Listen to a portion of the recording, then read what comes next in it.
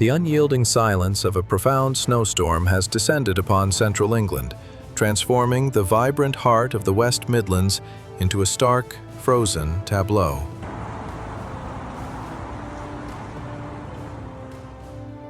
For Birmingham and Wolverhampton, two sprawling urban centers home to over 2.5 million souls, the familiar grey of a British winter has been dramatically repainted in blinding white, blanketed by a powerful and persistent snow system. This is no ordinary cold snap. It is a direct confrontation with an Arctic air mass of unusual intensity, currently gripping much of northern and western Europe, and now, with formidable force, has set its sights on the United Kingdom. This week, for cities more accustomed to the gentle kiss of damp winters and the occasional fleeting frost, the sheer ferocity of this snowfall has not just surprised many, it has rendered daily life virtually unrecognizable. The meteorological architects of this disruption began their work earlier in the week, as a potent system pushed south from Scotland, gathering strength and momentum. The real turning point arrived on Thursday evening, a dramatic atmospheric collision where bitterly cold Arctic air, unforgiving and dense, met a moist, warm front rolling in from the west. The result was a volatile alchemy, an unstable equilibrium that rapidly tipped into widespread, heavy precipitation. As night fell, snow began its steady descent across Birmingham, a silent, relentless invasion that quickly swallowed streets, consumed rooftops, and transformed cherished parks into alien landscapes. Residents awoke Friday morning to a scene that felt ripped from a forgotten memory or a distant land. Thick snow cover lay across everything, a pristine but treacherous blanket. Roads, usually bustling arteries of commerce and commuter life, were now slick with black ice, hidden beneath deceptive powder. The air itself was a biting, freezing entity, marking one of the region's most severe winter mornings in recent memory. The snowfall, though intermittent, continued its relentless campaign throughout the day, driven by an unseen force.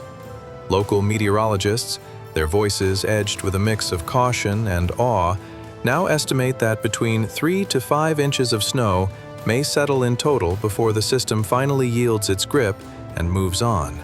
A significant accumulation for a region where an inch can bring chaos, and several inches feel apocalyptic. In Birmingham, the first whispers of snow appeared around 10 p.m. on Thursday, light flurries that seemed almost quaint, but within hours, by the stroke of midnight, these had intensified into consistent, heavy bands of wet snow, a thick, insistent curtain descending from the sky. The speed of accumulation was breathtaking.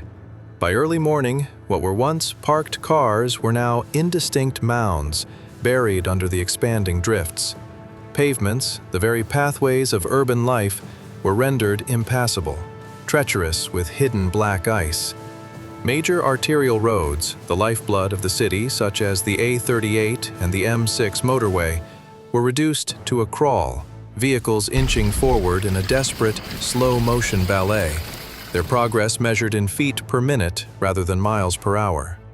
Daytime temperatures stubbornly hovered around a mere 0 degrees Celsius, refusing to offer any hope of respite. And with no significant sun or a welcome thaw on the horizon, the accumulated snow remained stubbornly frozen, a testament to the persistent cold. This unyielding grip on the landscape immediately triggered a cascade of delays across virtually every form of transportation. From commuter rail services, usually the reliable backbone of regional travel, to the flexible networks of buses and taxis, the city's circulatory system had seized up. Snowplows and gritters, those tireless warriors against winter, had been deployed in the early morning hours, their drivers battling the elements to keep key routes open.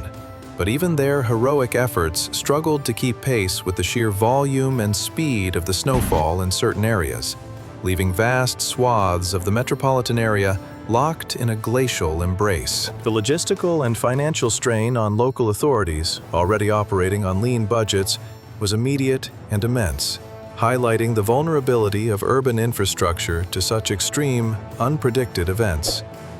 Wolverhampton, nestled to the northwest of Birmingham, found itself in an even more precarious position. faring no better and, in some aspects, significantly worse.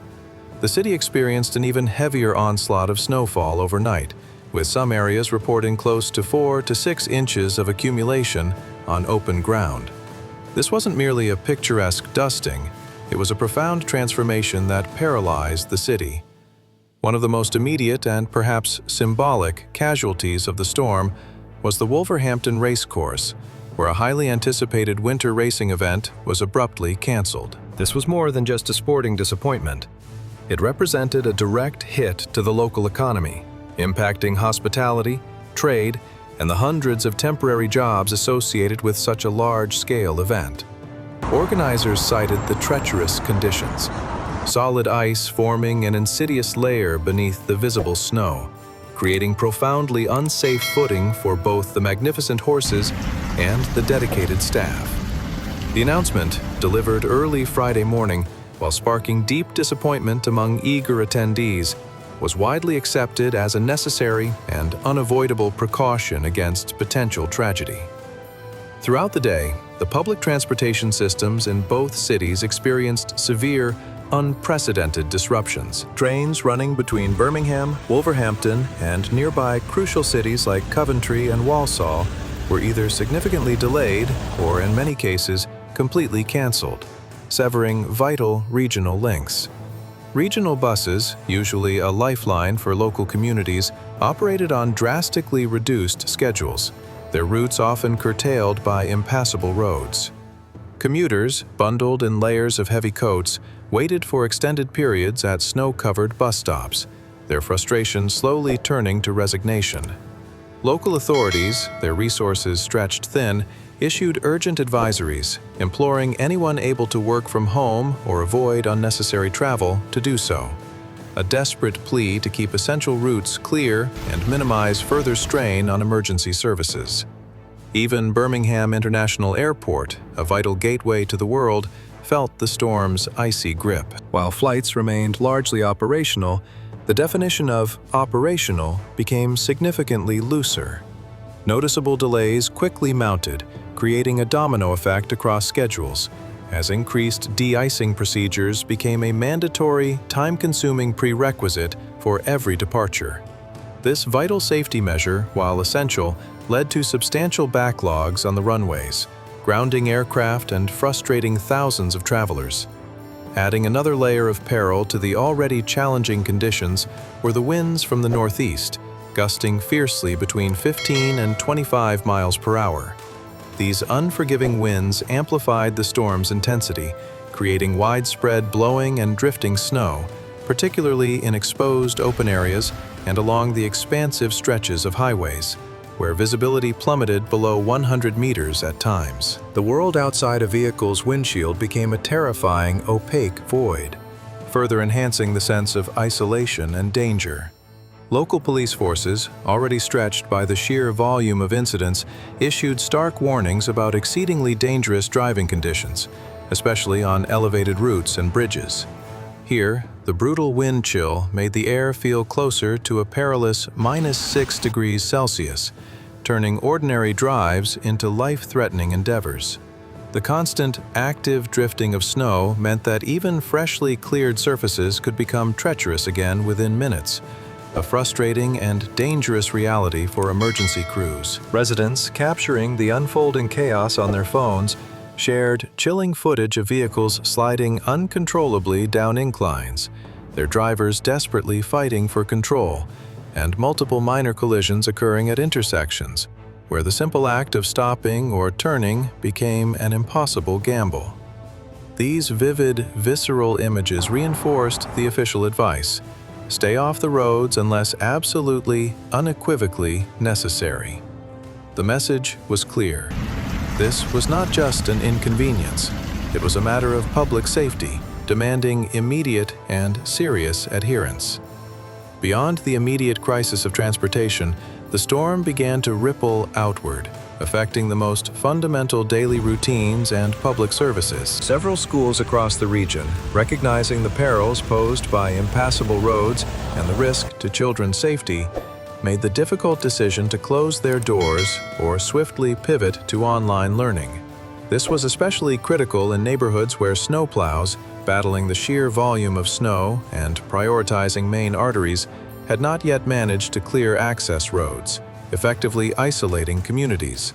Grocery stores, traditionally serene havens of commerce, saw early morning crowds surge as anxious shoppers rushed to stock up on essentials, a familiar human response to uncertainty and potential prolonged isolation.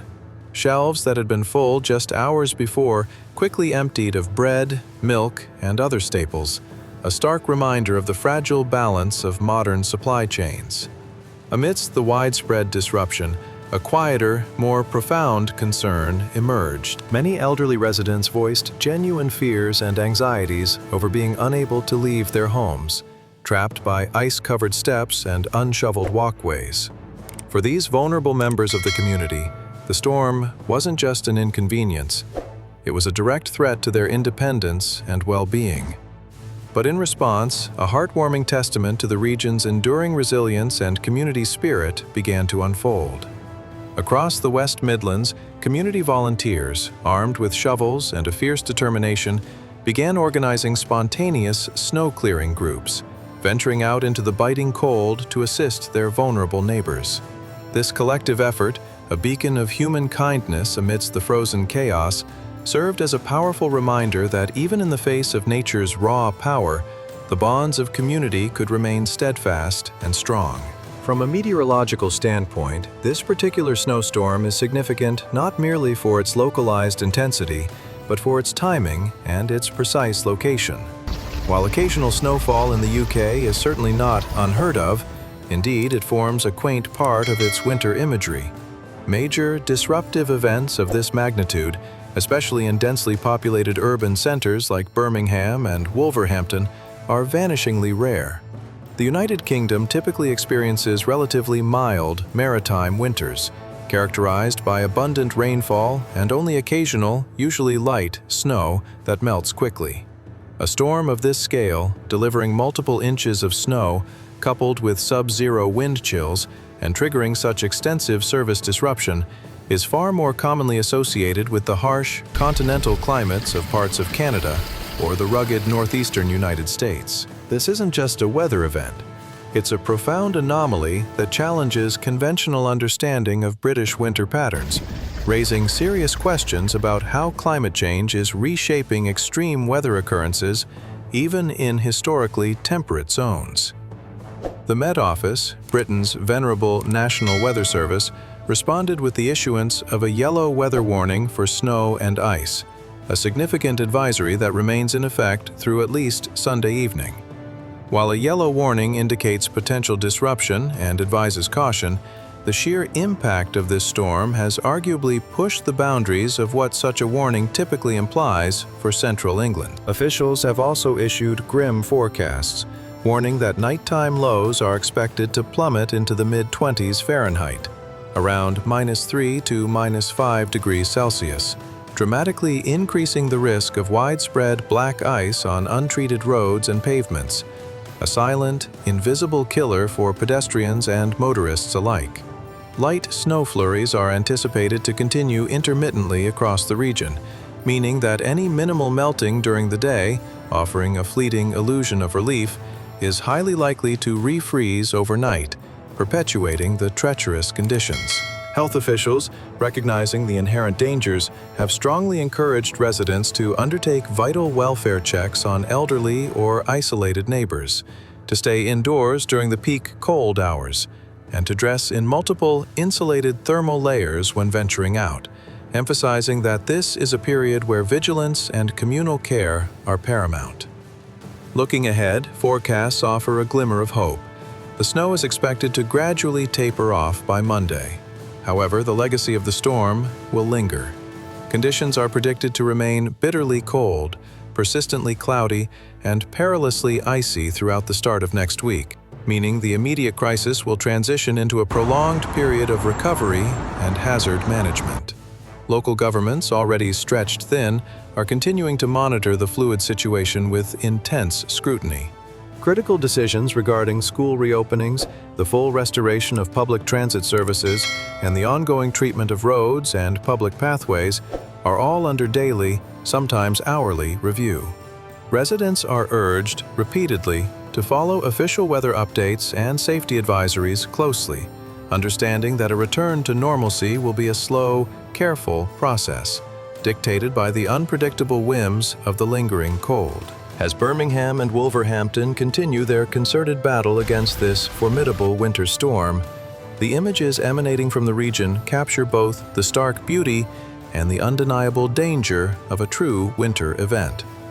Snow-covered cars resembling ghostly sculptures, families trudging with a determined resilience through knee-high drifts, and perhaps most poignantly, children building snowmen beside frozen fences, finding pockets of joy amidst the widespread disruption. In a world increasingly defined by unpredictable climate shifts and the growing frequency of extreme weather events, occurrences like this in central England serve as a potent, undeniable reminder of nature's awesome, unyielding force. They underscore the critical importance of robust preparedness, the profound necessity of community care, and the enduring power of human resilience in the face of a rapidly changing, often unforgiving global climate.